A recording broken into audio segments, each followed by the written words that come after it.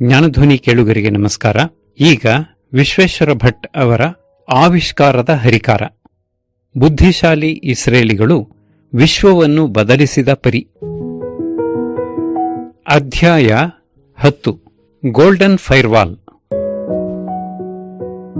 ದೇವರು ಹೇಳುತ್ತಾನೆ, ನಾನು ಅವಳ ಸುತ್ತ ಬೆಂಕಿಯ ಗೋಡೆಯಾಗಿ ಹಬ್ಬಿಕೊಳ್ಳುತ್ತೇನೆ, ನಂತರ ಅವಳೊಳಗಿನ ವೈಭವವಾಗಿ ಪ್ರಜ್ವಲಿಸುತ್ತೇನೆ.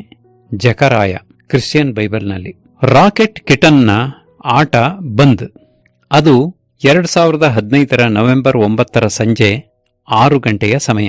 ಇರಾನ್ನ ಕುಪ್ರಸಿದ್ಧ ಹ್ಯಾಕರ್ ಯಾಸಿರ್ ಬಲಾಘಿ ತನ್ನ ಮೊಬೈಲ್ನಲ್ಲಿ ಇಂಟರ್ನೆಟ್ ಜಾಲಾಡುತ್ತಿದ್ದ. ಆಗ ಅವನಿಗೊಂದು ಸುದ್ದಿ ಕಣ್ಣಿಗೆ ಬಿತ್ತು. ಬೇರೆ ಬೇರೆ ದೇಶಗಳ ಸೈಬರ್ ಭದ್ರತಾ ತಜ್ಞರು ಕೊನೆಗೂ ಅವನನ್ನು ಪತ್ತೆಹಚ್ಚಿದ್ದರು. ಹಲವು ವರ್ಷಗಳಿಂದ ಬಲಾಘಿ ಮತ್ತು ಅವನ ಹಲವಾರು ಸಹೋದ್ಯೋಗಿಗಳು ಇಂಟರ್ನೆಟ್ ಬಳಸಿಕೊಂಡು ಜಗತ್ತಿನ 1500ಕ್ಕೂ ಹೆಚ್ಚು ಗಣ್ಯರ ಮೇಲೆ ಸೈಬರ್ ದಾಳಿ ನಡೆಸಿದ್ದರು. ಅವರ ಪೈಕಿ ಸೌದಿ ರಾಜಮನೆತನದ ಸದಸ್ಯರು, ಇಸ್ರೇಲಿನ ಪರಮಾಣು ತಜ್ಞರು, ನ್ಯಾಟೋ ಅಧಿಕಾರಿಗಳು, ಪತ್ರಕರ್ತರು, ಇರಾನಿನ ಬಂಡಾಯ ನಾಯಕರು ಮತ್ತು ಮಾನವ ಹಕ್ಕು ಹೋರಾಟಗಾರರು ಕೂಡ ಸೇರಿದ್ದರು. ಆದರೆ ಸೈಬರ್ ತಜ್ಞರಿಗೆ ಇವರನ್ನು ಹುಡುಕುವುದು ಸಾಧ್ಯವಾಗಿರಲಿಲ್ಲ. ಈಗ ಬಹಳ ಕಾಲದ ನಂತರ ಇವರೆಲ್ಲಾ ಸಿಕ್ಕಿಬಿದ್ದಿದ್ದರು. ಇದೀಗ ಸ್ವತಃ ಬಲಾಘಿ ಕಣ್ಣಿಗೆ ಅದೇ ಸುದ್ದಿ ಬಿದ್ದಿತು. ಜಗತ್ತಿನ 3 ಖಂಡಗಳ ಸೈಬರ್ ತಜ್ಞರು ಸೇರಿ ಇವರ ತಂಡಕ್ಕೆ ರಾಕೆಟ್ ಕಿಟನ್ ಎಂಬ ಹೆಸರು ನೀಡಿದ್ದರು. ಸುಮಾರು 2 ವರ್ಷಗಳಿಂದ ಜಗತ್ತಿನ ಮುಂಚೂಣಿ ಸೈಬರ್ ಭದ್ರತಾ ಕಂಪನಿಯಾದ ಚೆಕ್ ಪಾಯಿಂಟ್ ಈ ತಂಡದ ಬೆನ್ನು ಬಿದ್ದಿತ್ತು. ಬಲಾಘಿ ಮತ್ತು ಅವನ ತಂಡವು ಇರಾನಿನ ರೆವಲ್ಯೂಷನರಿ ಗಾರ್ಡ್ಗಳ ಜೊತೆ ನಂಟು ಹೊಂದಿರುವುದನ್ನೂ ಪತ್ತೆ ಹಚ್ಚಿತ್ತು. ಈ ತಂಡವು ನಕಲಿ ಇಮೇಲ್ಗಳನ್ನು ರವಾನಿಸುವ ಮೂಲಕ ಗಣ್ಯರ ಕಂಪ್ಯೂಟರ್ಗಳಿಗೆ ಸ್ಪೈವೇರ್ಗಳನ್ನು ನುಸುಳಿಸುತ್ತಿತ್ತು. ಬಳಿಕ ಅವರ ಕಂಪ್ಯೂಟರ್ಗಳಿಂದ ರಹಸ್ಯ ಮಾಹಿತಿ ಕದಿಯುತ್ತಿತ್ತು. ಆದರೆ ಇಷ್ಟೆಲ್ಲಾ ಕಾರ್ಯಾಚರಣೆ ನಡೆಸುತ್ತಿದ್ದ ಬಲಾಘಿ ತನ್ನ ತಂಡದ ಸದಸ್ಯರ ಹೆಸರು, ಅವರು ದಾಳಿ ಮಾಡಿದ ವ್ಯಕ್ತಿಗಳ ಹೆಸರು, ಕದ್ದು ಮಾಹಿತಿಯನ್ನು ಶೇಖರಿಸಿಟ್ಟಿರುವ ಸ್ಥಳವನ್ನು ಸುರಕ್ಷಿತವಾಗಿ ಇಟ್ಟುಕೊಂಡಿರಲಿಲ್ಲ. ಅದನ್ನು ಭೇದಿಸುವಲ್ಲಿ ಚೆಕ್ ಪಾಯಿಂಟ್ನ ಸಿಬ್ಬಂದಿ ಯಶಸ್ವಿಯಾಗಿತ್ತು. ಆದರೆ ಬೇರೆ ಕ್ರಿಮಿನಲ್ಗಳ ರೀತಿಯಲ್ಲಿ ಬಲಾಘಿ ತೆರೆಮರೆಯಲ್ಲಿ ನಿಂತು ಕಾರ್ಯಾಚರಣೆ ನಡೆಸುತ್ತಿರಲಿಲ್ಲ. ಅವನು ಸಾರ್ವಜನಿಕ ವೆಬ್ಸೈಟ್ ಹೊಂದಿದ್ದ. ಜೊತೆಗೆ ಇರಾನಿನ ಹಲವು ಪ್ರಮುಖ ವಿಶ್ವವಿದ್ಯಾನಿಲಯಗಳಲ್ಲಿ ಬೋಧನೆ ಕೂಡ ಮಾಡುತ್ತಿದ್ದ. ಅವನ ಹ್ಯಾಕಿಂಗ್ ಕ್ಲಾಸ್ಗಳು ಆನ್ಲೈನ್ನಲ್ಲೂ ಲಭ್ಯವಿದ್ದವು. ರಾಕೆಟ್ ಕಿಟನ್ ಕುರಿತ ತಮ್ಮ ವರದಿಯನ್ನು ಬಹಿರಂಗ ಮಾಡುವ ಮೊದಲು ಚೆಕ್ ಪಾಯಿಂಟ್ನ ಹಿರಿಯ ಅಧಿಕಾರಿಗಳು ಈ ಬಗ್ಗೆ ಯುರೋಪ್, ಅಮೆರಿಕ ಮತ್ತು ಇಸ್ರೇಲಿನ ರಾಷ್ಟ್ರೀಯ ಭದ್ರತಾ ಅಧಿಕಾರಿಗಳ ಜೊತೆ ಸಮಾಲೋಚನೆ ನಡೆಸಿದ್ದರು. ಈಗಾಗಲೇ ಆದ ಹಾನಿ ಸಾಕಷ್ಟು ದೊಡ್ಡದೇ ಇತ್ತು. ಆದರೆ ಮುಂದೆ ಆಗಬಹುದಾದ ಹಾನಿ ಇನ್ನೂ ದೊಡ್ಡದಿತ್ತು. ಸಹಸ್ರಾರು ಜನ ಹೀಗೆ ಹ್ಯಾಕರ್ಗಳ ದಾಳಿಗೆ ತುತ್ತಾಗುವುದನ್ನು ತಪ್ಪಿಸಿದ್ದು ಚೆಕ್ ಪಾಯಿಂಟ್ನ ಮುಖ್ಯ ಅಧಿಕಾರಿ ಗಿಲ್ ಶ್ವೆಡ್ ಸಂಶೋಧಿಸಿದ ಕಂಪ್ಯೂಟರ್ ಫೈರ್ವಾಲ್. 8200ಕ್ಕೆ ಸ್ವಾಗತ. ಬಹಳಷ್ಟು ಜನರಿಗೆ ಗಿಲ್ ಶ್ವೆಡ್ ಯಾರೆಂಬುದು ಗೊತ್ತಿಲ್ಲ. ಆದರೆ ನೀವು ಕಂಪ್ಯೂಟರ್ ಬಳಸುತ್ತಿದ್ದೀರಿ ಎಂದಾದಲ್ಲಿ ನೀವು ಅವರ ಕಂಪನಿಯ ಯಾವುದಾದರೂ ಒಂದು ಉತ್ಪನ್ನವನ್ನು ಬಳಸಿರುವ ಸಾಧ್ಯತೆ ಹೆಚ್ಚಿರುತ್ತದೆ. 1968ರಲ್ಲಿ ಹುಟ್ಟಿದ ಗಿಲ್ ಶ್ವೆಡ್ ಬೆಳೆದಿದ್ದು ಜೆರೂಸಲೆಂನ ಬುಕೋಲಿಕ್ ಇನ್ ಕರೆಮ್ನಲ್ಲಿ. ಇದು ಜಾನ್ ದ ಬ್ಯಾಪ್ಟಿಸ್ಟ್ ಅವರ ಜನ್ಮಸ್ಥಳ ಎನ್ನಲಾಗುತ್ತದೆ. ಗಿಲ್ ಬೆಳೆದಿದ್ದು ಮಧ್ಯಮ ವರ್ಗದ ಕುಟುಂಬವೊಂದರಲ್ಲಿ. ಅವನ ತಂದೆ ಇಸ್ರೇಲಿನ ಹಣಕಾಸು ಸಚಿವಾಲಯದಲ್ಲಿ ಸಿಸ್ಟಮ್ ಅನಾಲಿಸ್ಟ್ ಹುದ್ದೆಯಲ್ಲಿ ಇದ್ದರು. 10ನೆಯ ವಯಸ್ಸಿನಲ್ಲೇ ಶ್ವೆಡ್ ವಾರಕ್ಕೊಮ್ಮೆ ನಡೆಸಲಾಗುವ ಕಂಪ್ಯೂಟರ್ ತರಗತಿಗೆ ಸೇರಿಕೊಂಡಿದ್ದ. ಅಲ್ಲಿ ಬಹುಬೇಗನೆ ಕಂಪ್ಯೂಟರ್ಗಳ ಕುರಿತು ಅಗಾಧ ಜ್ಞಾನ ಬೆಳೆಸಿಕೊಂಡ.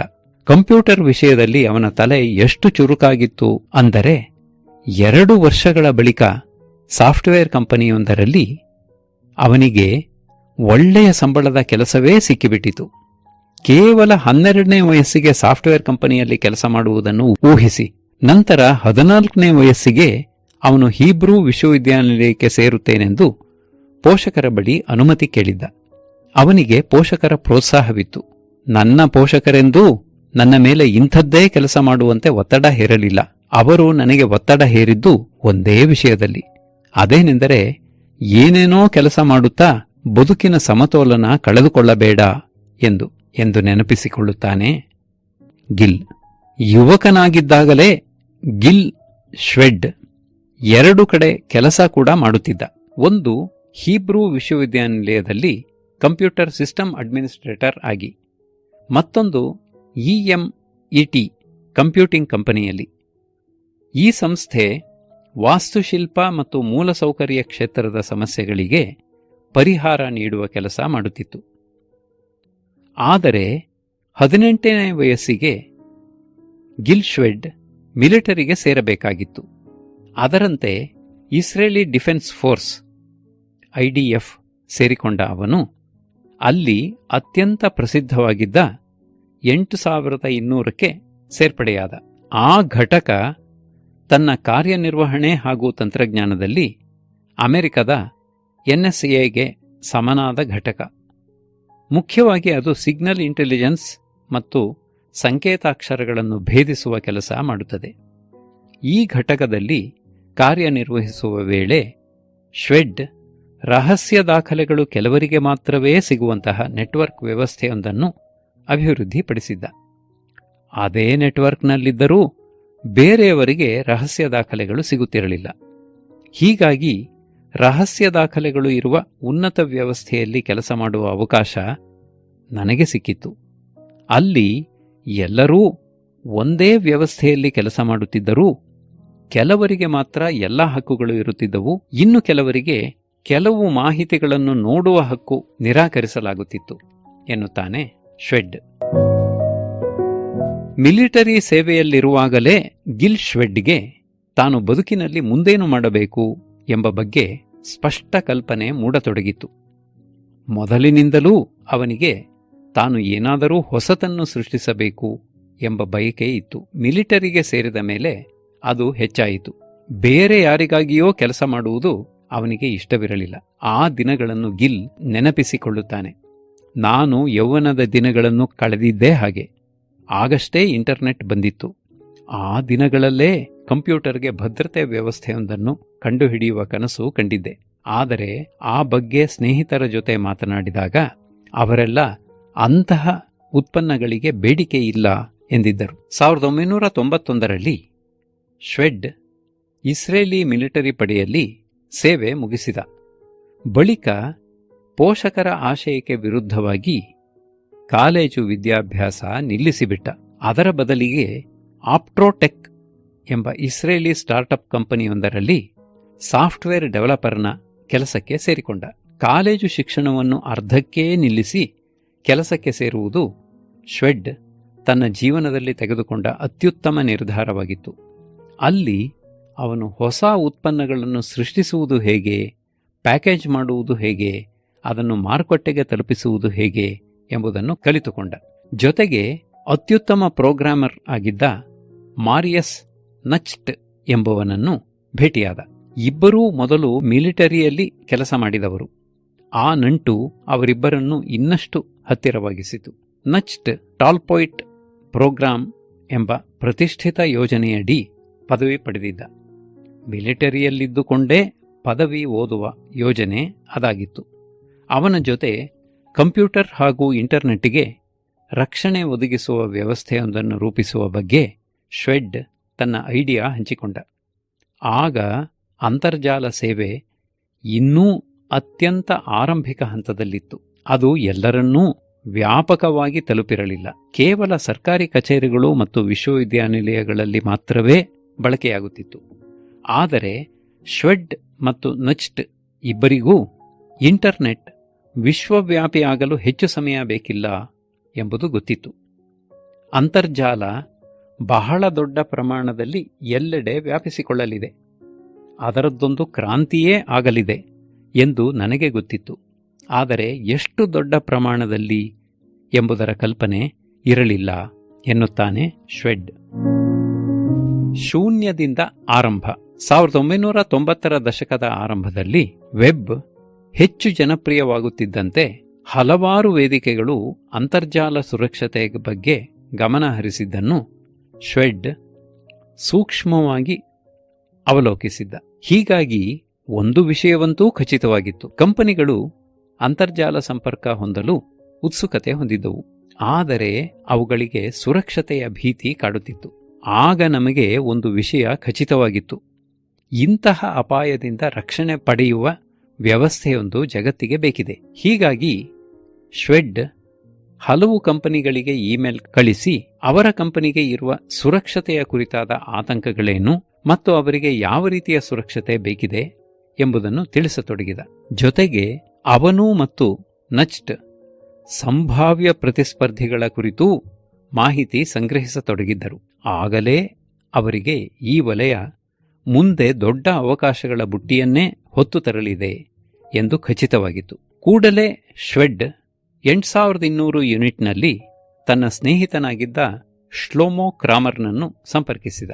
ಅವನ ಬಳಿಯೂ ಅಂತರ್ಜಾಲ ಭದ್ರತೆ ಮತ್ತು ಫೈರ್ವಾಲ್ ಸೇವೆ ಒದಗಿಸುವ ಕಂಪನಿಯೊಂದನ್ನು ಸ್ಥಾಪಿಸುವ ಕುರಿತು ಪ್ರಸ್ತಾಪ ಮಾಡಿದ. ಅದಕ್ಕೆ ಕ್ರಾಮರ್ ಕೂಡಲೇ ಒಪ್ಪಿಕೊಂಡ. ಅಂದು ಶ್ವೆಡ್ಗೆ ಬಹಳ ಖುಷಿಯಾಗಿತ್ತು. ಮುಂದೆ ಅದೇ ವರ್ಷ ಫೆಬ್ರವರಿ ತಿಂಗಳಲ್ಲಿ ಸ್ಯಾನ್ ಡಿಯಾಗೋದಲ್ಲಿ ನಡೆದ ಕಂಪ್ಯೂಟರ್ ಡೆವಲಪರ್ಗಳ ಸಮ್ಮೇಳನವೊಂದರಲ್ಲಿ ಶ್ವೆಡ್ ಮತ್ತು ನಚ್ಟ್ ಇಬ್ಬರೂ ಭಾಗಿಯಾದರು. ತಾವು ಭವಿಷ್ಯದಲ್ಲಿ ಸ್ಥಾಪಿಸಲಿರುವ ಕಂಪನಿಯ ಮಾರುಕಟ್ಟೆ ಸಂಶೋಧನೆಗಾಗಿ ಅದರಲ್ಲಿ ಅವರು ಪಾಲ್ಗೊಂಡಿದ್ದರು. ಆ ಸಮಾವೇಶಕ್ಕೆ $2500 ಪ್ರವೇಶ ಶುಲ್ಕವಿತ್ತು. ಅದು ಶ್ವೆಡ್ ತನ್ನ ಜೀವಮಾನವಿಡೀ ಉಳಿಸಿದ ಹಣದ ಅರ್ಧದಷ್ಟಾಗಿತ್ತು. ಆದರೂ ತಾನು ಖರ್ಚು ಮಾಡುತ್ತಿರುವುದು ಸರಿಯಾದ ಉದ್ದೇಶಕ್ಕಾಗಿ ಎಂಬ ಭರವಸೆ ಅವನಿಗೆ ಇತ್ತು. ಅವನ ನಂಬಿಕೆ ಸುಳ್ಳಾಗಿರಲಿಲ್ಲ. ಇಬ್ಬರೂ ಯುವಕರು ಸಮ್ಮೇಳನವನ್ನು ಆಘಾತಕಾರಿ ಮಾಹಿತಿಯೊಂದಿಗೆ ಮುಗಿಸಿ ಹೊರಬಂದಿದ್ದರು. ಅಂತರ್ಜಾಲ ಸುರಕ್ಷತೆ ಎಂಬುದು ಮಾರುಕಟ್ಟೆಯ ಬಹುದೊಡ್ಡ ಸಮಸ್ಯೆಯಾಗಲಿದೆ ಎಂಬುದು ಸಮ್ಮೇಳನದಲ್ಲಿ ಭಾಗಿಯಾದ ಬಹುತೇಕರಿಗೆ ಗೊತ್ತೇ ಇರಲಿಲ್ಲ. ಅದರ ಬಗ್ಗೆ ಇವರಿಬ್ಬರಿಗೂ ಅಚ್ಚರಿಯಾಗಿತ್ತು. ಬಹಳಷ್ಟು ಜನರಿಗೆ ತಮ್ಮ ಕಂಪ್ಯೂಟರ್ನ ದತ್ತಾಂಶವನ್ನು ಭದ್ರವಾಗಿರಿಸಿಕೊಳ್ಳುವುದು ಹೇಗೆ ಎಂಬುದರ ಬಗ್ಗೆಯೇ ಅರಿವು ಇರಲಿಲ್ಲ ಎಂದು ನಚ್ಟ್ ನೆನಪಿಸಿಕೊಳ್ಳುತ್ತಾನೆ. ಹೀಗೆ ಸ್ಯಾನ್ ಡಿಯಾಗೋದಿಂದ ಇಸ್ರೇಲಿಗೆ ಮರಳಿದ ಇಬ್ಬರೂ ತಮ್ಮ ಇನ್ನೊಬ್ಬ ಪಾರ್ಟ್ನರ್ ಕ್ರಾಮರ್ಗೆ ನಡೆದ ಘಟನೆಯನ್ನೆಲ್ಲ ವಿವರಿಸಿದರು. ನಂತರ ಹೊಸ ಉದ್ಯಮ ಸ್ಥಾಪಿಸುವ ಯೋಜನೆಯನ್ನು ಗಂಭೀರವಾಗಿ ಕೈಗೆತ್ತಿಕೊಳ್ಳಲು ನಿರ್ಧರಿಸಿದರು. ಮುಂದಿನ ಕೆಲವೇ ದಿನಗಳಲ್ಲಿ 3 ಯುವ ಎಂಜಿನಿಯರ್ಗಳು ತಾವು ಕೆಲಸ ಮಾಡುತ್ತಿದ್ದ ಕಂಪನಿಗಳಿಗೆ ರಾಜೀನಾಮೆ ಕೊಟ್ಟರು. ಅವರ ಗಮನ ಈಗ ಸಂಪೂರ್ಣವಾಗಿ ತಮ್ಮದೇ ಹೊಸ ಸ್ಟಾರ್ಟ್ಅಪ್ ಕಡೆಗೆ ಹರಿದಿತ್ತು. ಕ್ರಾಮರ್ನ ಅಜ್ಜಿಗೆ ಸೇರಿದ ಅಪಾರ್ಟ್ಮೆಂಟ್ನಲ್ಲಿ ಅವರ ಹೊಸ ಕಂಪನಿಯ ಕೆಲಸ ಆರಂಭವಾಗಿತ್ತು. ಮೂವರೂ ದಿನಕ್ಕೆ ಮತ್ತು 12ರಿಂದ 14 ತಾಸು ಸಾಫ್ಟ್ವೇರ್ ಕೋಡ್ ಬರೆಯುತ್ತಿದ್ದರು. ವಿಮಾನ ನಿಲ್ದಾಣಗಳಲ್ಲಿ ಇರುವ ಭದ್ರತೆಯ ರೀತಿಯಲ್ಲಿ ಕಂಪ್ಯೂಟರ್ನ ಸುರಕ್ಷತೆಗೆ ಪ್ರೋಗ್ರಾಂ ಬರೆಯುವುದು ಅವರ ಗುರಿಯಾಗಿತ್ತು. ಈ ಪ್ರೋಗ್ರಾಂ ಕಂಪ್ಯೂಟರ್ನ ಇಂಟರ್ನೆಟ್ ಪ್ರೋಟೋಕಾಲ್ IP ವಿಳಾಸವನ್ನು ಪರಿಶೀಲಿಸಿ ಅದಕ್ಕೆ ಅನುಮತಿ ನೀಡಬೇಕೇ ಅಥವಾ ನಿರಾಕರಿಸಬೇಕೇ ಎಂಬುದನ್ನು ನಿರ್ಧರಿಸುತ್ತಿತ್ತು. ಅದರಲ್ಲಿ ಸಿಂಗಲ್ ಪಾಯಿಂಟ್ನಲ್ಲಿ ತಪಾಸಣೆಯ ಅವಕಾಶ ಕಲ್ಪಿಸಲಾಗಿತ್ತು. ಹೀಗಾಗಿ ಇದನ್ನು ಅಳವಡಿಸಿಕೊಂಡ ಕಂಪ್ಯೂಟರ್ ತನ್ನೊಳಗೆ ಬರುವ ಎಲ್ಲಾ ದತ್ತಾಂಶವನ್ನು ಯಶಸ್ವಿಯಾಗಿ ತಪಾಸಣೆ ಮಾಡಿಯೇ ಒಳಗೆ ಬಿಡುತ್ತಿತ್ತು. ಹೀಗೆ ನಾವು ಶೂನ್ಯದಿಂದ ಎಲ್ಲವನ್ನೂ ಆರಂಭಿಸಿದ್ದೆವು. ನಾನು ಒಂದೇ ಒಂದು ಕೋಡ್ ಕೂಡ ಸೇನೆಯಿಂದ ಪಡೆದುಕೊಳ್ಳಲಿಲ್ಲ. ಆದರೆ ನಮ್ಮ ಐಡಿಯಾ ಹೆಚ್ಚು ಕಮ್ಮಿ ಹಾಗೆಯೇ ಇತ್ತು. ಅದನ್ನು ಮಾರ್ಕೆಟಿಂಗ್ ಮಾಡಲು ಸರಿಯಾದ ಸಮಯಕ್ಕೆ ಕಾದು ನಂತರ ಅದರ ಸುತ್ತ ಒಂದು ಉದ್ಯಮವನ್ನೇ ಕಟ್ಟಿದೆವು, ಗಿಲ್ ಶ್ವೆಡ್ ಹೇಳುತ್ತಾನೆ. ಕೆಲವು ತಿಂಗಳ ಬಳಿಕ 3 ಎಂಜಿನಿಯರ್ಗಳು ತಮ್ಮ ಕೆಲಸವನ್ನು ಇನ್ನಷ್ಟು ಚುರುಕುಗೊಳಿಸಲು 8 ಗಂಟೆಗಳ ಶಿಫ್ಟ್ನಲ್ಲಿ ಕೆಲಸ ಮಾಡತೊಡಗಿದರು. ಆ ಅವಧಿಯಲ್ಲಿ ಸಾಕಷ್ಟು ಪಿಜ್ಜಾಗಳನ್ನು ತಿಂದರು, ಲೆಕ್ಕವಿಲ್ಲದಷ್ಟು ಕೋಕ್ ಕುಡಿದರು, ಪ್ರಿಂಟರ್ಗೆ ಸಾಕಷ್ಟು ಶಾಯಿ ರೀಫಿಲ್ ಮಾಡಿದರು. ಜೊತೆಗೆ ಅದೇ ಅವಧಿಯಲ್ಲಿ ತಮ್ಮ ನೂತನ ಕಂಪನಿಯ ಸಂಭಾವ್ಯ ಹೂಡಿಕೆದಾರರಿಗೆ ಕರೆ ಮಾಡುವ ಹಾಗೂ ಅವರನ್ನು ಭೇಟಿ ಮಾಡುವ ಕೆಲಸವನ್ನೂ ಮಾಡಿದರು. ನಾವು ಯಶಸ್ವಿಯಾಗಿದ್ದು ಹೇಗೆ? 3 ಯುವ ಎಂಜಿನಿಯರ್ಗಳು ಕೋಡ್ ಬರೆಯಲು ಆರಂಭಿಸಿದ 6 ತಿಂಗಳೊಳಗೆ ತಮ್ಮ ಸ್ಟಾರ್ಟ್ಅಪ್ ಕಂಪನಿಗೆ ಆರಂಭಿಕ ಬಂಡವಾಳ ಪಡೆದುಕೊಳ್ಳುವಲ್ಲಿ ಯಶಸ್ವಿಯಾದರು. ಅವರು ತಮ್ಮ ಕಂಪನಿಗೆ ಚೆಕ್ ಪಾಯಿಂಟ್ ಎಂದು ಹೆಸರಿಟ್ಟಿದ್ದರು. 1993 ಜೂನ್ ತಿಂಗಳಲ್ಲಿ ಜೆರುಸಲೇಂ ಮೂಲದ ಸಾಫ್ಟ್ವೇರ್ ಕಂಪನಿಯಾದ BRM ಟೆಕ್ನಾಲಜಿ ಶ್ವೆಡ್ಗೆ ಹೊಸ ಕಂಪನಿ ಆರಂಭಿಸಲು $250,000 ಬಂಡವಾಳ ಒದಗಿಸಿತು. ಅದಕ್ಕೆ ಪ್ರತಿಯಾಗಿ ಚೆಕ್ ಪಾಯಿಂಟ್ ಕಂಪನಿಯಲ್ಲಿ ಸಣ್ಣ ಪಾಲು ಪಡೆದುಕೊಂಡಿತು. ಗಿಲ್ ಶ್ವೆಡ್ ತಾನು ಹೇಳುತ್ತಿರುವ ವಿಷಯದ ಬಗ್ಗೆ ಆಳವಾದ ಜ್ಞಾನ ಹೊಂದಿದ್ದ. ಎಲ್ಲರೂ ಅವಕಾಶವನ್ನು ಅವನಷ್ಟು ಸೂಕ್ಷ್ಮವಾಗಿ ಗಮನಿಸುವುದಿಲ್ಲ. ಅವನು ಒಂದೋ ಏನೂ ಇಲ್ಲ ಅಥವಾ ಡಬ್ಬಲ್ ಇದೆ ಎನ್ನುವ ರೀತಿಯಲ್ಲೇ ಅವಕಾಶವನ್ನು ಗಮನಿಸುತ್ತಾನೆ ಎಂದು ಮೇಲ್ನೋಟಕ್ಕೆ ಅನ್ನಿಸಿದರೂ ವಾಸ್ತವವಾಗಿ ಅವನು ಅಂಥ ವ್ಯಕ್ತಿಯಲ್ಲ. ಅವನು ಮಾರುಕಟ್ಟೆಯನ್ನು ಬಹಳ ಚೆನ್ನಾಗಿ ಅರ್ಥ ಮಾಡಿಕೊಂಡಿದ್ದಾನೆ ಎನ್ನುತ್ತಾರೆ BRMನ ಸಂಸ್ಥಾಪಕ ಮತ್ತು ಜೆರುಸಲೇಂನ ಹಾಲಿ ಮೇಯರ್ ನೀರ್ ಬರ್ಕತ್. ಸೆಪ್ಟೆಂಬರ್ ತಿಂಗಳ ಹೊತ್ತಿಗೆ ಮೂವರೂ ಕೋಡ್ ಬರೆಯುವ ಕೆಲಸವನ್ನು ಮುಕ್ತಾಯಗೊಳಿಸಿದ್ದರು. ಅಲ್ಲಿಗೆ ಸಂಪೂರ್ಣ ಕಾರ್ಯಾಚರಣೆಗೆ ಸಿದ್ಧವಿರುವ ಉತ್ಪನ್ನ ಸಿದ್ಧಗೊಂಡಿತ್ತು. 1993-94 ದಿನಗಳಲ್ಲಿ ಅದು ಮಾರುಕಟ್ಟೆಗೆ ಹೊಸ ರೀತಿಯ ಉತ್ಪನ್ನವಾಗಿತ್ತು. ಅದನ್ನು ಬಳಸಿಕೊಂಡು ಹೇಗೆ ಉದ್ಯಮ ಮಾಡಬಹುದು ಎಂಬುದು ಯಾರಿಗೂ ಗೊತ್ತಿರಲಿಲ್ಲ ಎಂದು ಶ್ವೆಡ್ ನೆನಪಿಸಿಕೊಳ್ಳುತ್ತಾನೆ.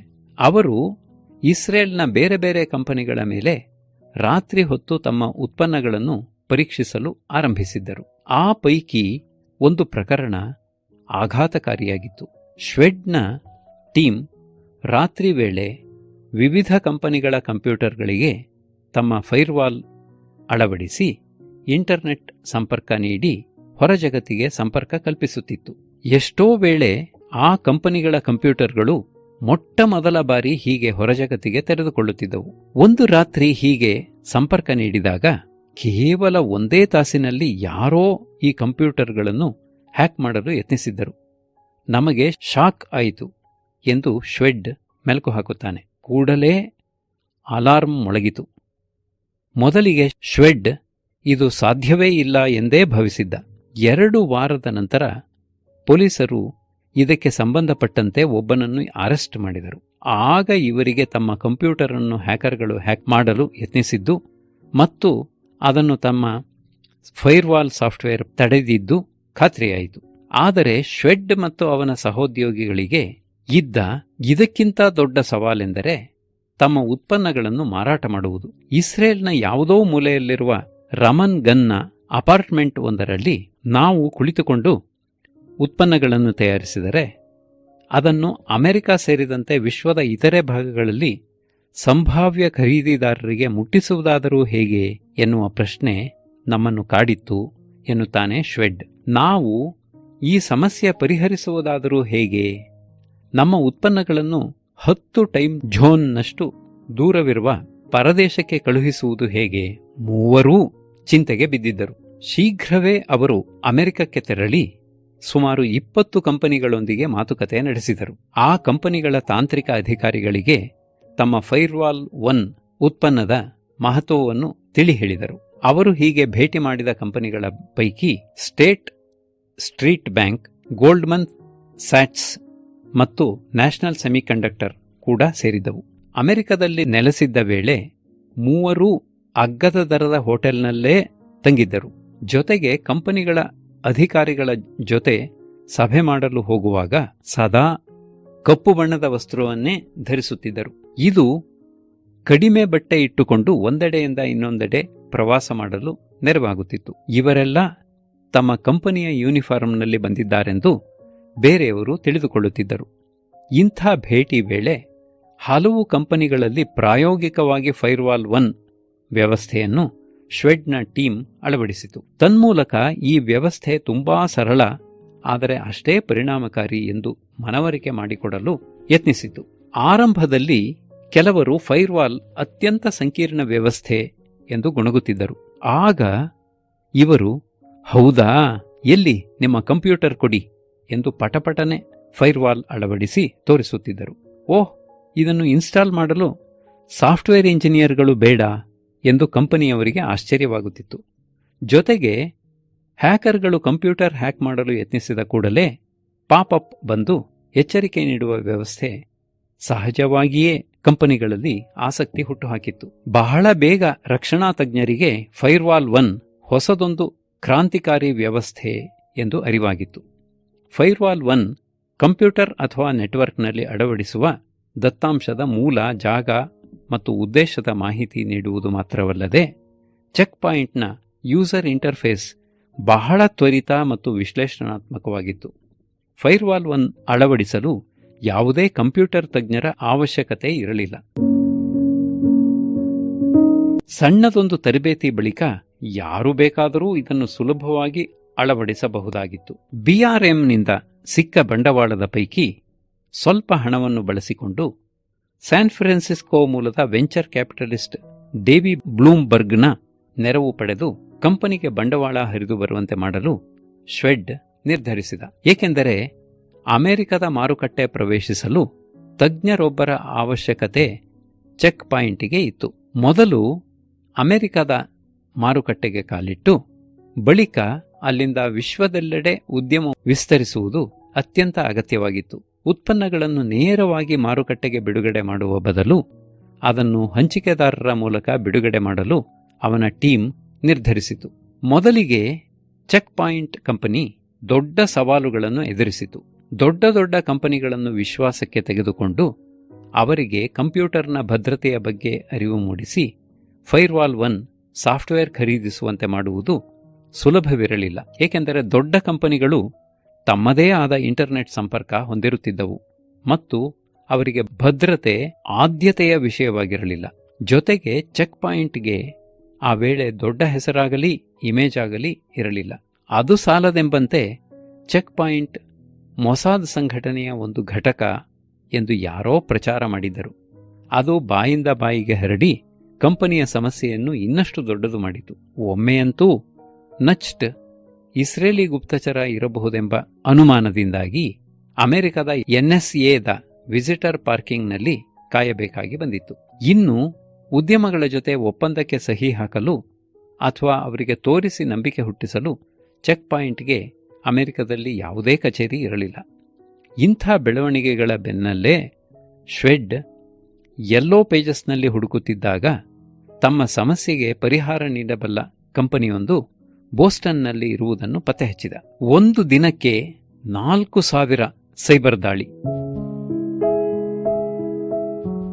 ಆರಂಭಿಕ ಹಿನ್ನಡೆಗಳ ಹೊರತಾಗಿಯೂ 1994ರಲ್ಲಿ ನಡೆದ 3 ಪ್ರಮುಖ ಘಟನೆಗಳು ಚೆಕ್ ಪಾಯಿಂಟ್ನ ಭವಿಷ್ಯವನ್ನೇ ಬದಲಿಸಿದವು. ಅವು ಶ್ವೆಡ್ ಹಾಗೂ ಟೀಮ್ನ ಹೊಸ ಆವಿಷ್ಕಾರಗಳಿಗೂ ಮುನ್ನಡೆ ಬರೆದವು. ಮಾರ್ಚ್ ತಿಂಗಳ ಕಡೆಯ ಭಾಗದಲ್ಲಿ ಚೆಕ್ ಪಾಯಿಂಟ್ನ 3 ಸಂಸ್ಥಾಪಕರು ತಮ್ಮ ಉತ್ಪನ್ನಗಳನ್ನು ಲಾಸ್ ವೇಗಸ್ನಲ್ಲಿ ಆಯೋಜನೆಗೊಂಡಿದ್ದ ನೆಟ್ವರ್ಲ್ಡ್ ಪ್ಲಸ್ ಇಂಟ್ರೋಪ್ ಶೋಗೆ ಕೊಂಡೊಯ್ದರು. ಅದು ಫೈರ್ವಾಲ್ 1 ವ್ಯವಸ್ಥೆಯ ಮೊದಲ ಸಾರ್ವಜನಿಕ ಪ್ರದರ್ಶನವಾಗಿತ್ತು. ಖರ್ಚು ಉಳಿಸಲು ಚೆಕ್ ಪಾಯಿಂಟ್ ಈ ಪ್ರದರ್ಶನ ಮೇಳದಲ್ಲಿ ಸ್ವಂತ ಸ್ಟಾಲ್ ಕೂಡ ಪಡೆದುಕೊಂಡಿರಲಿಲ್ಲ. ಬದಲಿಗೆ ಇನ್ನೊಂದು ಕಂಪನಿಯ ಸ್ಟಾಲ್ನಲ್ಲೇ ಸ್ವಲ್ಪ ಜಾಗ ಪಡೆದುಕೊಂಡಿತ್ತು. ನಂತರ ತನ್ನ ಉತ್ಪನ್ನದ ಬಗ್ಗೆ ಸಣ್ಣದೊಂದು ಪತ್ರಿಕಾ ಹೇಳಿಕೆ ಬಿಡುಗಡೆ ಮಾಡಿತು. ಆ ಸಮಯದಲ್ಲಿ ಪತ್ರಿಕಾ ಹೇಳಿಕೆ ಎಂದರೇನು ಎಂಬುದೂ ನಮಗೆ ಗೊತ್ತಿರಲಿಲ್ಲ. ಆದರೆ ಲಾಸ್ ವೇಗಸ್ ಶೋ ನಮಗೆ ಅತ್ಯುತ್ತಮ ಅನುಭವ ನೀಡಿತು. ಎಲ್ಲಕ್ಕಿಂತ ಹೆಚ್ಚಾಗಿ ನಾವು ಸರಿಯಾದ ದಾರಿಯಲ್ಲಿ ಸಾಗುತ್ತಿದ್ದೇವೆ ಎಂಬ ಆತ್ಮವಿಶ್ವಾಸ ನೀಡಿತು. ನಂತರ ನಮಗೆ ಅಚ್ಚರಿ ಹುಟ್ಟಿಸುವಂತೆ firewall best product of the show ಪುರಸ್ಕಾರಕ್ಕೆ ಪಾತ್ರವಾಯಿತು ಎಂದು ಶ್ವೆಡ್ ನೆನಪಿಸಿಕೊಳ್ಳುತ್ತಾನೆ. ಈ ಪ್ರಶಸ್ತಿ ಸಿಕ್ಕ ಬಳಿಕ ಚೆಕ್ ಪಾಯಿಂಟ್ನ ಅದೃಷ್ಟ ಖುಲಾಯಿಸಿತು. ಕಂಪನಿ ತನ್ನ ಮೊದಲ ದೊಡ್ಡ ಮಾರಾಟವನ್ನು ಸನ್ ಮೈಕ್ರೋಸಿಸ್ಟಮ್ಗೆ ಮಾರಿತು. ಫೈರ್ವಾಲ್ 1 ಭೇದಿಸಲು ಕಂಪ್ಯೂಟರ್ ಕ್ಷೇತ್ರದ ದೈತ್ಯ ಕಂಪನಿ ಸನ್ ಮೈಕ್ರೋಸಿಸ್ಟಮ್ ವಿಫಲವಾಗಿತ್ತು. ಹೀಗಾಗಿ ಅದು ಫೈರ್ವಾಲ್ನ ಒಂದು ಪಾಲನ್ನು ತಾನೇ ಖರೀದಿಸಿ ಮಾರಾಟ ಮಾಡಲು ನಿರ್ಧರಿಸಿತು. ಪರಿಣಾಮ ಆ ವರ್ಷ ಚೆಕ್ ಪಾಯಿಂಟ್ನ ಆದಾಯ $8 ಲಕ್ಷ ತಲುಪಿತ್ತು. 1995ರ ಫೆಬ್ರವರಿಯಲ್ಲಿ ಚೆಕ್ ಪಾಯಿಂಟ್ 60 ಮಿನಿಟ್ಸ್ ಎಂಬ ಪ್ರಸಿದ್ಧ ಟಿವಿ ಶೋನಲ್ಲಿ ಕಾಣಿಸಿಕೊಂಡಿತು. ನಿಜವಾಗಿಯೂ ಅದರ ಉತ್ಪನ್ನಗಳು ಅಷ್ಟೊಂದು ಚೆನ್ನಾಗಿವೆಯೇ ಎಂದು 60 ಮಿನಿಟ್ಸ್ ಕಾರ್ಯಕ್ರಮದ ನಿರ್ಮಾಪಕರು ಪರೀಕ್ಷಿಸಲು ಬಯಸಿದ್ದರು. ಹೀಗಾಗಿ ಟಿವಿ ಚಾನೆಲ್ನ ನೇರ ಪ್ರಸಾರದಲ್ಲೇ ತಮ್ಮ ಕಂಪನಿಯ ಕಂಪ್ಯೂಟರ್ಗಳನ್ನು ಹ್ಯಾಕರ್ಗಳ ದಾಳಿಗೆ ಗುರಿಪಡಿಸಲು ಚೆಕ್ ಪಾಯಿಂಟ್ ಒಪ್ಪಿತು. ಆದರೆ ಆ ಕಾರ್ಯಕ್ರಮದಲ್ಲಿ ಭಾಗಿಯಾಗುವುದಕ್ಕೆ ನನಗೆ ಇಷ್ಟವಿರಲಿಲ್ಲ. ನೀವು ನಿಮ್ಮ ಉತ್ಪನ್ನಗಳನ್ನು ಮನೆಯವರು ಅಥವಾ ಫ್ರೆಂಡ್ಗಳಿಗೆ ತೋರಿಸಿ ಖುಷಿ ಪಡುವುದಕ್ಕೆ ಇಂತಹ ಟಿವಿ ಶೋಗಳು ಸರಿ. ಆದರೆ ಮಾಧ್ಯಮದಲ್ಲಿ ಬಂದಿದೆ ಎನ್ನುವ ಕಾರಣಕ್ಕೆ ಗ್ರಾಹಕರು ಯಾವುದೇ ಉತ್ಪನ್ನಗಳನ್ನು ಖರೀದಿಸುವುದಿಲ್ಲ ಎಂಬುದು ನನ್ನ ವಾದವಾಗಿತ್ತು ಎನ್ನುತ್ತಾನೆ ಗಿಲ್ ಶ್ವೆಡ್. ಫೈರ್ವಾಲ್ 1ರ ಸೈಬರ್ ಸುರಕ್ಷತೆಯ ಪರೀಕ್ಷೆ ನಡೆಸಲು 60 ಮಿನಿಟ್ಸ್ ಆಯೋಜಕರು 1980ರ ದಶಕದಲ್ಲಿ ನ್ಯೂಯಾರ್ಕ್ನ ಪ್ರಖ್ಯಾತ ಹ್ಯಾಕರ್ ಎನ್ನಿಸಿಕೊಂಡಿದ್ದ ಗುಂಪಿನ ವ್ಯಕ್ತಿಯೊಬ್ಬರನ್ನು ಆಹ್ವಾನಿಸಿದರು. ಅವರ ಗ್ಯಾಂಗ್ ಮಾಸ್ಟರ್ಸ್ ಆಫ್ ಡಿಸೆಪ್ಷನ್ ಎಂದು ಕುಖ್ಯಾತವಾಗಿತ್ತು. ಸ್ಟುಡಿಯೋದಲ್ಲಿ ಕ್ಯಾಮರಾ ಚಾಲು ಆಗುತ್ತಿದ್ದಂತೆ ಮೈಕ್ ವ್ಯಾಲೆಸ್ ಮತ್ತು ಚೆಕ್ ಪಾಯಿಂಟ್ನ ಡೇವಿಡ್ ಬ್ಲೂಮ್ಬರ್ಗ್ ಒಂದು ಕೋಣೆಯಲ್ಲಿ ಕುಳಿತುಕೊಂಡಿದ್ದರು. ನವೋವ್ ಚೋಮ್ಸ್ಕಿ ಎಂದು ಗುರುತಿಸಿಕೊಂಡಿದ್ದ ಹ್ಯಾಕರ್ ಇನ್ನೊಂದು ಕೊಠಡಿಯಲ್ಲಿ ಕುಳಿತುಕೊಂಡಿದ್ದ. ಇನ್ನೇನು ಟಿವಿಯಲ್ಲಿ ನೇರ ಪ್ರಸಾರ ಆರಂಭವಾಗಬೇಕಿದೆ ಎನ್ನುವಷ್ಟರಲ್ಲಿ ಡೇವಿಡ್ ಬ್ಲೂಮ್ಬರ್ಗ್ನ ಫೋನ್ ರಿಂಗಣಿಸಿತು. ಅತ್ತ ಕಡೆಯಿಂದ ಆತಂಕಗೊಂಡಂತೆ ಕಾಣುತ್ತಿದ್ದ ಶ್ವೆಡ್ ಕರೆ ಮಾಡಿದ್ದ. ಹ್ಯಾಕರ್ಗಳು ಎಲ್ಲೆಡೆಯಿಂದ ಚೆಕ್ ಪಾಯಿಂಟ್ನ ಫೈರ್ವಾಲ್ 1 ಮೇಲೆ ಭಾರೀ ಪ್ರಮಾಣದ ದಾಳಿ ಆರಂಭಿಸಿದ್ದರು. ಹಿಂದಿನ 24 ಗಂಟೆಗಳ ಅವಧಿಯಲ್ಲಿ ಫೈರ್ವಾಲ್ 1 ಅನ್ನು ಭೇದಿಸುವ 60,000ಕ್ಕೂ ಹೆಚ್ಚು ಪ್ರಯತ್ನಗಳು ನಡೆದಿದ್ದವು. ಏಕೆಂದರೆ ಹ್ಯಾಕರ್ಗಳು ತಮ್ಮ ಸಂಪರ್ಕ ಜಾಲದಲ್ಲಿ ಒಬ್ಬರಿಂದ ಒಬ್ಬರಿಗೆ ಫೈರ್ವಾಲ್ನ ಬಗ್ಗೆ ಹೇಳಿದ್ದರಿಂದ ಎಲ್ಲರೂ ಇದನ್ನೊಂದು ಸವಾಲಾಗಿ ಸ್ವೀಕರಿಸಿ ಅಟ್ಯಾಕ್ ಮಾಡಲು ಆರಂಭಿಸಿದ್ದರು. ಫೈರ್ವಾಲ್ 1 ಎಂಬ ಸಾಫ್ಟ್ವೇರ್ ಇದೆಯಂತೆ, ಅದನ್ನು ಭೇದಿಸಿ ಯಾರೂ ಕಂಪ್ಯೂಟರ್ ಹ್ಯಾಕ್ ಮಾಡೋದಕ್ಕೆ ಆಗಲ್ವಂತೆ ಎಂದು ಅವರ ಭೂಗತ ಜಗತ್ತಿನಲ್ಲಿ ದೊಡ್ಡ ಸುದ್ದಿಯಾಗಿತ್ತು. 60 ಮಿನಿಟ್ಸ್ ಕಾರ್ಯಕ್ರಮ ಪ್ರಸಾರಕ್ಕೂ ಒಂದು ದಿನ ಮೊದಲು ಇಂಥದ್ದೊಂದು ಸ್ಪರ್ಧೆ ನಡೆಯಲಿದೆ ಎಂಬ ವಿಷಯವನ್ನು ನ್ಯೂಯಾರ್ಕ್ನ ಸಿಟಿ ಕಾರ್ಪ್ ಸೆಂಟರ್ನಲ್ಲಿ ನಡೆಯುತ್ತಿದ್ದ ಹ್ಯಾಕರ್ಗಳ ಕಾನ್ಫರೆನ್ಸಿಗೆ ಯಾರೋ ಲೀಕ್ ಮಾಡಿದ್ದರು. ಹೀಗಾಗಿ ಅಲ್ಲಿದ್ದ ಹ್ಯಾಕರ್ಗಳು ನಮ್ಮ ಫೈರ್ವಾಲ್ ವ್ಯವಸ್ಥೆಯನ್ನು ಭೇದಿಸುವ ಯತ್ನ ಮಾಡಿದ್ದರು. ಆದರೆ ಅಂತಿಮವಾಗಿ ಕಾರ್ಯಕ್ರಮ ಮುಗಿಯುವ ಹೊತ್ತಿಗೆ ನಮ್ಮ ವ್ಯವಸ್ಥೆಯನ್ನು ಭೇದಿಸುವ ಎಲ್ಲಾ ಯತ್ನಗಳು ವಿಫಲವಾಗಿದ್ದವು. ಅದರೊಂದಿಗೆ ಚೆಕ್ ಪಾಯಿಂಟ್ನ ಖ್ಯಾತಿ ಎಲ್ಲೆಡೆ ಹಬ್ಬಿತ್ತು ಎಂದು ಹೆಮ್ಮೆಯಿಂದ ಹೇಳುತ್ತಾನೆ ಶ್ವೆಡ್. ಇಂದು ಜಗತ್ತಿನಾದ್ಯಂತ ಪ್ರತಿದಿನ ಪ್ರತಿಕ್ಷಣ ಸೈಬರ್ ದಾಳಿಗಳು ನಡೆಯುತ್ತಿವೆ. ಪರಿಣಾಮ ಕಂಪ್ಯೂಟರ್ ಸುರಕ್ಷತೆಗೆ ಶ್ವೆಡ್ ಹಾಗೂ ಟೀಮ್ ಸಂಶೋಧಿಸಿದ ಫೈರ್ವಾಲ್ ಅನಿವಾರ್ಯ ಎಂಬಂತಾಗಿದೆ. ಪ್ರತಿ ವರ್ಷ ಅಂದಾಜು 15 ಲಕ್ಷ ಸೈಬರ್ ದಾಳಿಗಳು ಜಗತ್ತಿನಲ್ಲಿ ನಡೆಯುತ್ತವೆ. ಅಂದರೆ ಪ್ರತಿದಿನಕ್ಕೆ 4,000, ಪ್ರತಿ ಗಂಟೆಗೆ 170, ನಿಮಿಷಕ್ಕೆ 3ರಂತೆ ದಾಳಿ ನಡೆಸಲಾಗುತ್ತಿದೆ. 2014ರಲ್ಲಿ ಹ್ಯಾಕರ್ಗಳು ಅಮೆರಿಕದ ವಯಸ್ಕ ಜನಸಂಖ್ಯೆಯ ಪೈಕಿ 47% ಜನರ ವೈಯಕ್ತಿಕ ಮಾಹಿತಿಯನ್ನು ಕದ್ದಿದ್ದರು. ಅದೇ ರೀತಿ 2013ರಲ್ಲಿ ಸೈಬರ್ ಕ್ರಿಮಿನಲ್ಗಳು ಅಮೆರಿಕದ 43% ಕಂಪನಿಗಳ ಮಾಹಿತಿ ಕದಿಯುವಲ್ಲಿ ಯಶಸ್ವಿಯಾಗಿದ್ದವು. ವಿಶ್ವದ ಅತಿದೊಡ್ಡ ಸೈಬರ್ ಭದ್ರತಾ ಸಂಸ್ಥೆಯಾದ ಮೆಕ್ಕೆಫಿ ಪ್ರಕಾರ ಜಾಗತಿಕ ಮಟ್ಟದಲ್ಲಿ ಸೈಬರ್ ದಾಳಿಯಿಂದ ಆಗುತ್ತಿರುವ ಹಾನಿಯ ಒಟ್ಟು ಮೊತ್ತ ಅಂದಾಜು $400 ಶತಕೋಟಿ.